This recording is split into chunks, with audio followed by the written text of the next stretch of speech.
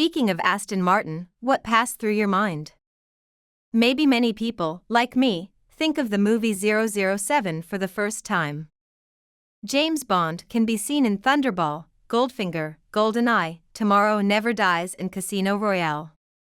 At that time, no one might have thought that this luxury car brand with British aristocratic temperament would one day be injected into the genes of Chinese car companies. On September 30, 2022, a piece of news quickly spread throughout the business world, that is, Chinese car company Geely announced that it had completed the acquisition of a 7.6% stake in Aston Martin Lagonda International Holdings, becoming the fourth largest shareholder of the ultra-luxury brand. But what you guys may not know is that Geely's proposal to buy shares was rejected twice before. Why? Okay, this is Auto Age. Let's talk about Geely's acquisition today. Although every time Geely's overseas acquisitions are mentioned, everyone will first think of the Volvo acquisition, but in fact, Geely's overseas acquisitions started earlier. In 2006, Geely Auto Group joined hands with Shanghai Maple to acquire the London Taxi International and 19.97% stake of its owner, and established a joint venture company, Shanghai British Imperial Company, specializing in the production of London classic black taxis. Their products are mainly exported to the British market, which should be regarded as the beginning of the acquisition road of Geely Automobile. This was followed by an acquisition that was recorded in the annals of Chinese auto history, the 2010 Volvo acquisition known as the snake-swallowing elephant.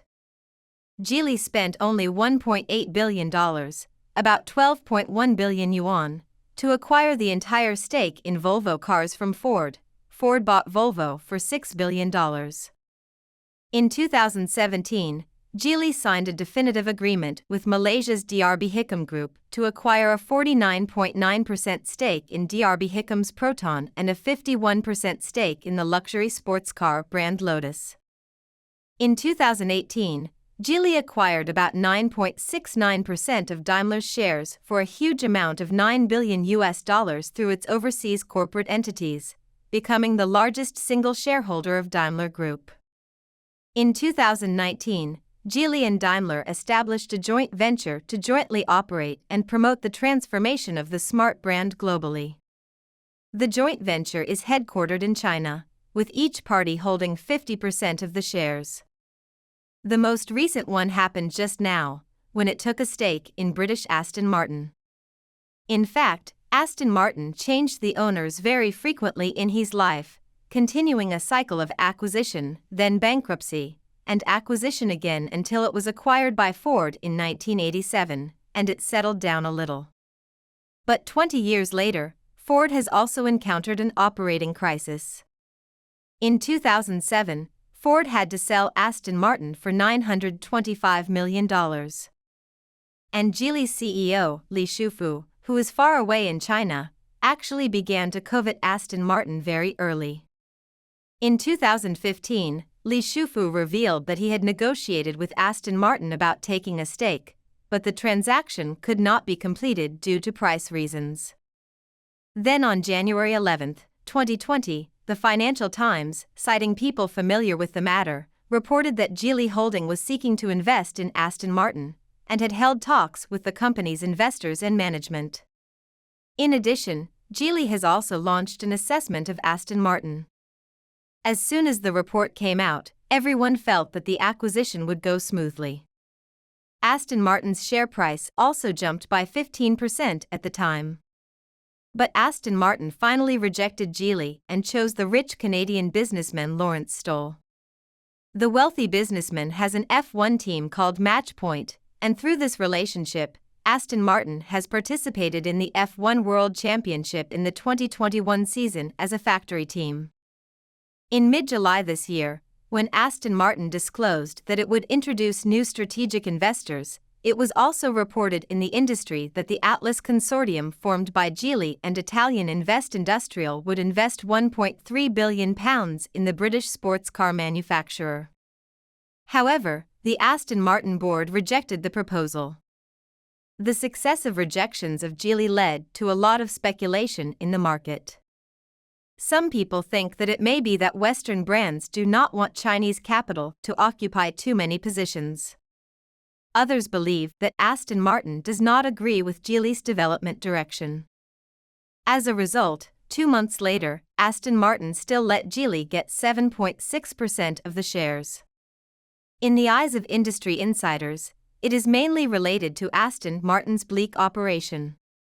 The only good part in Aston Martin's dismal performance is that in 2021, Aston Martin's sales in the Asia-Pacific region has reached 1,815 units, a year-on-year increase of 131%, accounting for nearly 30% of the brand's global sales and contributing 30% of global revenue. Among them, the most important is the Chinese market. In 2021, Aston Martin's sales in China hit a record high, with a year-on-year increase of 206%, making it its fastest-growing market. In fact, Aston Martin is constantly adjusting its strategy in China. Last year, for example, it released a lower-priced entry-level model and launched an SUV model favored by the Chinese. If Aston Martin wants to further capture the hearts and minds of Chinese consumers, the introduction of Chinese capital is obviously beneficial to the development of the Chinese market. Perhaps Aston Martin saw the situation of its British compatriot Lotus after being acquired by Geely in 2017. 51% of the shares were acquired, and they turned losses into profits the following year.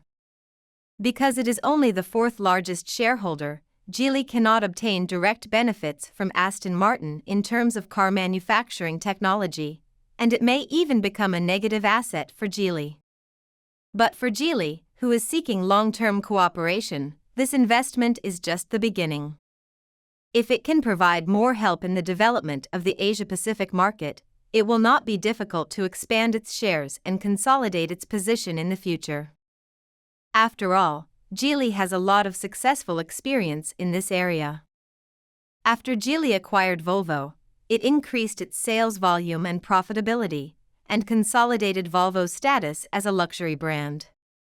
While sales in the European and American markets have grown in an all-round way, China has also become Volvo's second-largest local market, and its sales volume has risen to 5 times that of 10 years ago. Besides, after Geely acquired Proton, and Geely entered the previously blank Southeast Asia region through a joint venture to complete the market layout. Relying on Proton's sales network in Southeast Asia, Geely Auto made a breakthrough in exports and achieved a 6-fold increase. It's also noted that, after taking a stake in Daimler, Geely and Mercedes-Benz jointly established the Smart brand and successfully launched a new battery electric vehicle, whose Core 3 electric technologies are all provided by Geely. This investment in Aston Martin means that Geely has further consolidated its accumulation in the luxury brand category. Although it has not been able to obtain direct technical support for the time being, for Geely, which is backed by the vast Chinese market, it has a lot of time to wait.